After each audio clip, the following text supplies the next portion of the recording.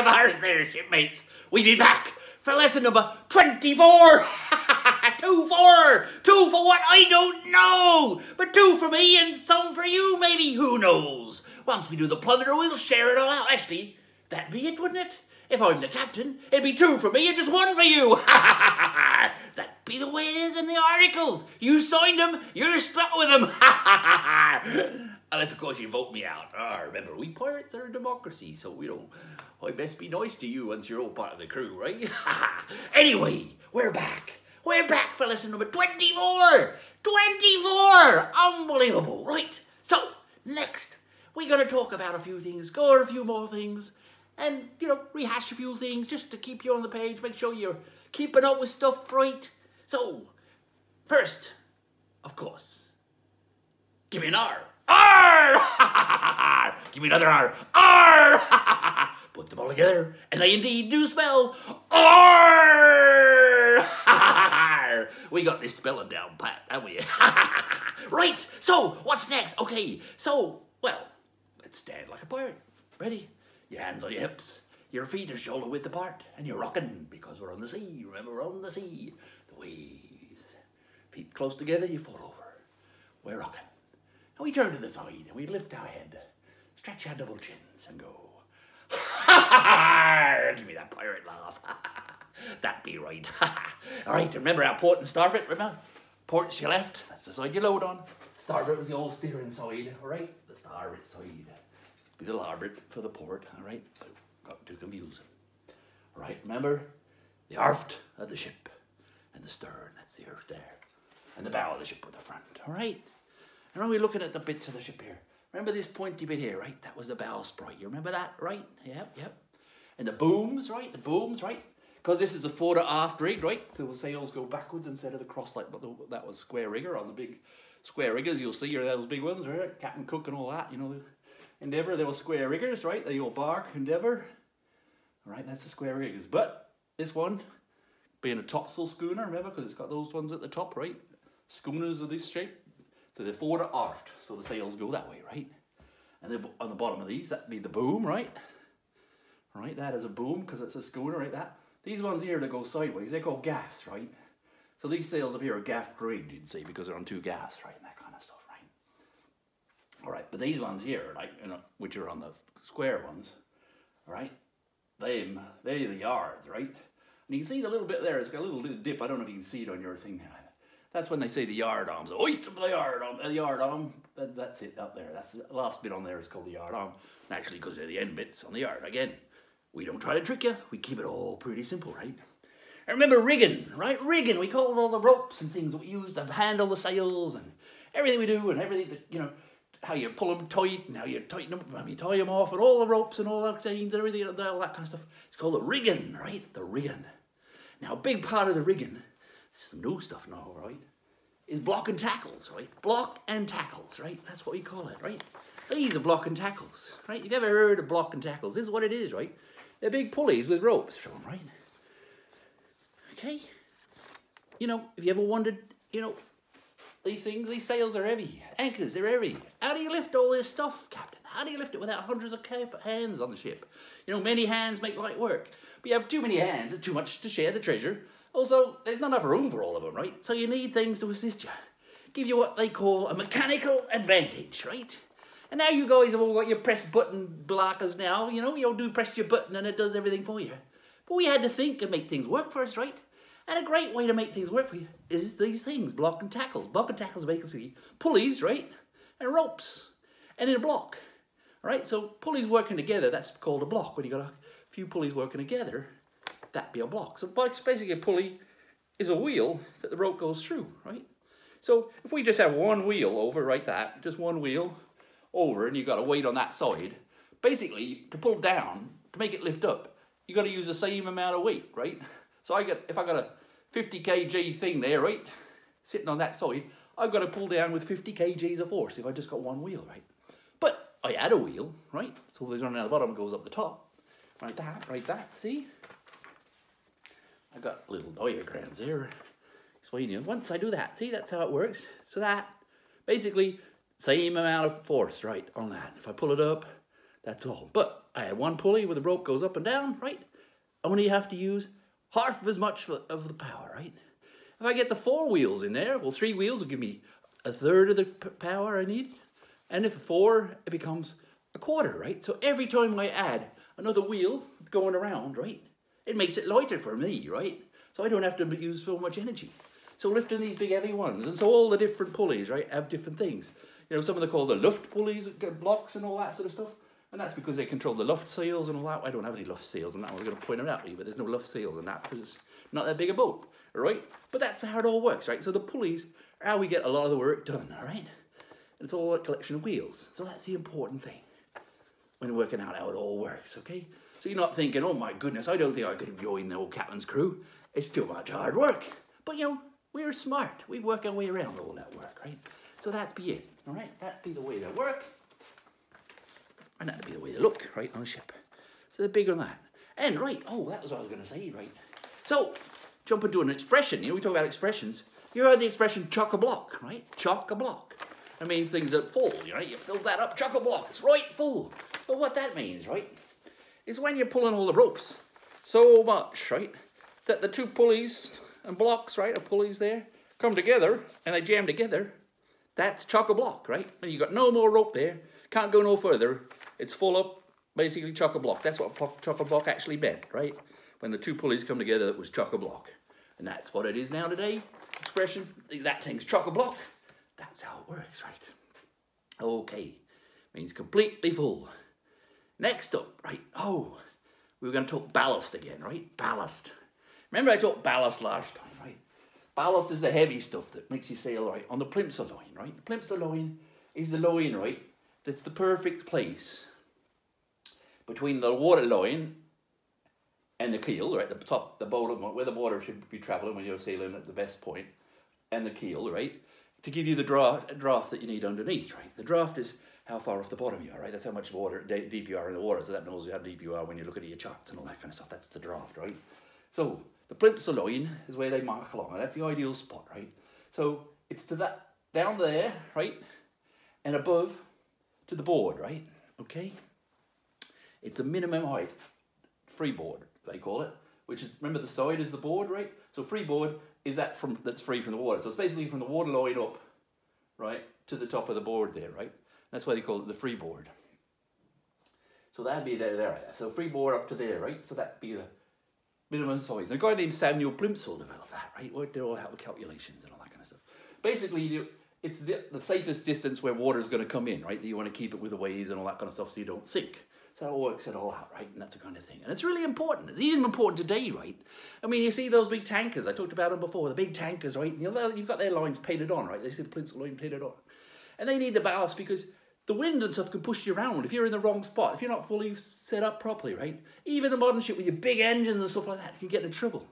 You remember a few years back, a lot of years back for some of you, if you're just 10, it's more than you've got, right? It was about 2007 or whatever. They had a huge big storm, right? And you can look this up, right? A big storm up the coast, right? But at Newcastle, one of them big tankers, right? It washed ashore. Big tanker, big, huge thing, stuck on the beach. How did that happen, you see? How did one of these big modern boats happen? It was ballast. Ballast was the reason, right? What happened is they didn't do what they were supposed to do, right? All the ships were supposed to go 2 miles out to sea, right? So they were far enough away they wouldn't get blown in. Plus they're supposed to fill their ballast tanks, right? So they will sink lower in the water, right? See, this one's out of the water, right? Because it hasn't got, it's waiting to get loaded up, right? So when it's loaded up, the water will rise up to about here, right? Okay? And that'll be its best sailing distance, right? But when you're out of the water, you ain't got no ballast and no load. You've got all that big space. Imagine on a tanker, that's a huge big height, right? So that just acted as a sail. So the guy didn't go out as far as he was supposed to. He got hit by the big southerlies, right? Which are really strong up and down the coast up here, right? The southerlies are the big, strong winds you'll feel when you're at the beach, right? The sand flies into your face and everyone runs off the beach. They be the southerlies, right? And so what happened was, right? He was in too close. He started getting blown in towards the rocks. And he went, oh, hey, that's not good. But hey, I'm a ship. I'm right. I'm a big ship, big engine. Ha, weather don't bother me. So he starts crying about that. But as he's trying to go out, the whole side of his ship acts like a big sail. Even though he's got a motor, He's got this big, wide, expansive steel, right? No give in it, right? No give like a sail. You can't pull it off or lower it down, all that kind of stuff. It's just this big thing. And the wind was pushing him, right? And he was coming along, and he's thinking, oh, I'm getting a bit close to those rocks. And he's trying to skip around. And he just got around the rocks, right? Just got around the rocks. And then he's getting close to the beach, but he's thinking, I'm going to make it. But then the back of his boat, right, caught on a reef, right? And once it was stuck, what happens? You got one point there, then the sail just caught and just pushed him round. Same thing will happen if you're actually sailing and you misjudge the wind. You'll pull you off and it'll change your direction completely and you'll lose control of it, right? That's what happened to him. Hit him, and then he swung around, and then he was heading straight towards the beach, right? Then they got hit by another surge, and a wave surge popped up, and then he was stuck, right? And that was all because he didn't fill his ballast tanks. Remember, modern ships, they use water to fill them. We used to use big lumps of stuff, right? We'd have to load big lumps of stuff, right? He had no excuse. Just got to pump the water on. It takes a bit of time, but not as much as carrying large, heavy lumps of stuff, right? And so that's why ballast is really important when you're sailing, right? It keeps you set right in the water, so you got more control over your ship, right? And you don't sink, which is always an advantage. And you don't get blown up and stuck on the ground. You get more control. So that's the importance of ballast, right? And that's what he didn't do. And last week, right? We talked about, you know, privateers, the Queen's privateer. Remember Francis Drake? We talked about him last week, right? Well, what he had, right, from the Queen was what we call a letter of marque, right? And I grabbed you one, okay?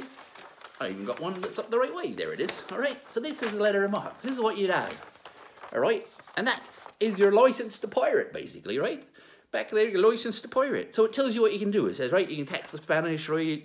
You can capture their ship and offer it for ransom, or you can bring it back to port, share the treasure with me, and then also, you know, with the deeds to you for the ship, and you can own the ship and all that kind of stuff. You legally take the ship.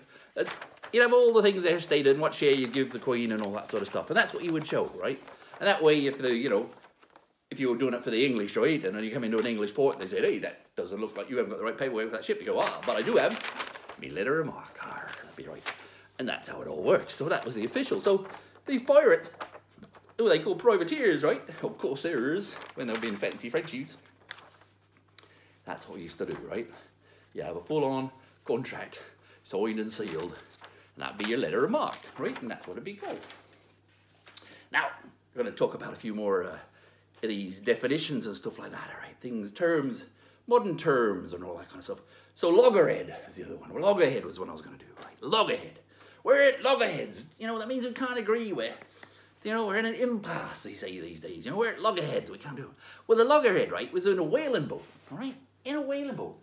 They got a board up here, right, okay, at the back, where they tie off the rope. When they spear them, right, the big harpoon would go out and hit a whale, and had a big rope tied to it, right, like that. And they'd let it fly right out, and they'd tie it to a pot here at the stern, yeah, a lump of wood at the stern, right, they called the loggerhead, right? And basically, the whale would pull it to the end of its rope, and then it would just pull the ship around. So they wouldn't agree on it. They'd be both pulling against each other, neither going in the same direction, right?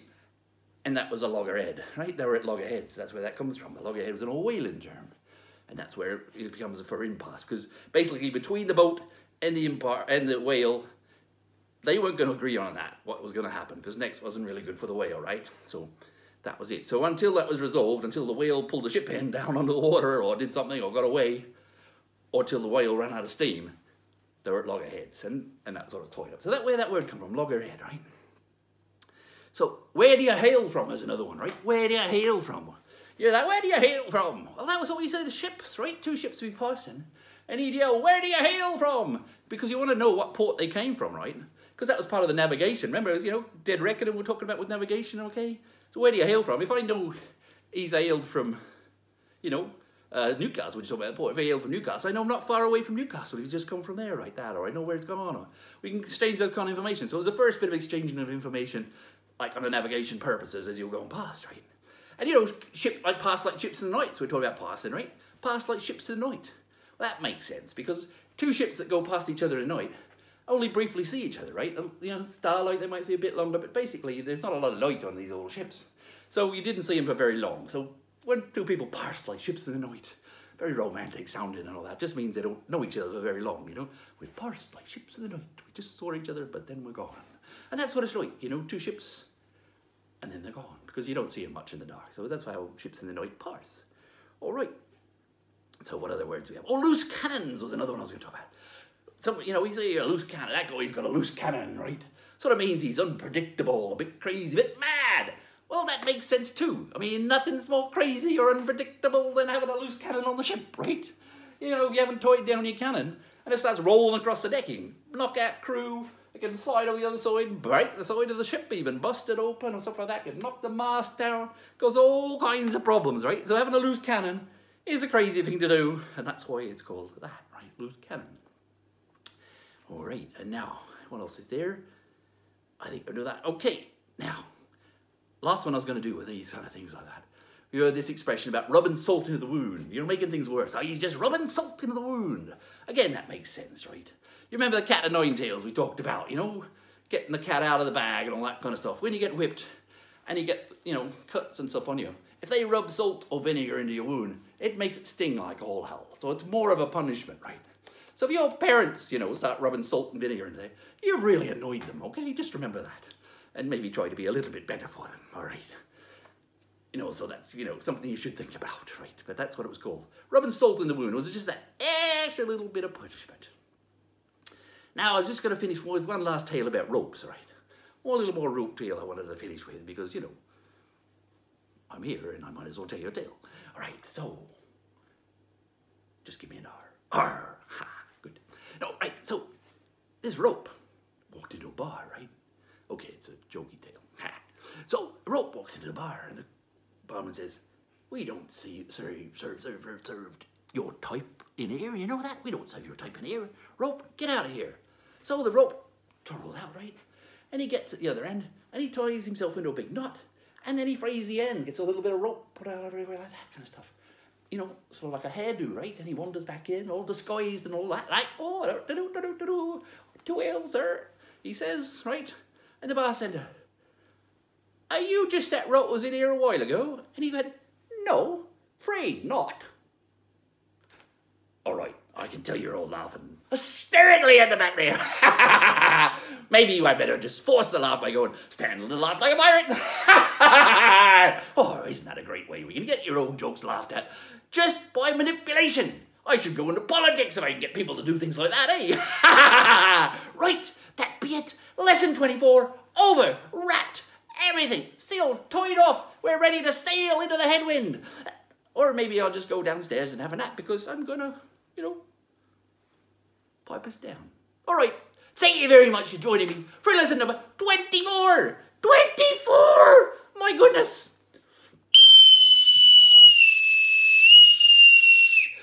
There's shipmates. See you next time.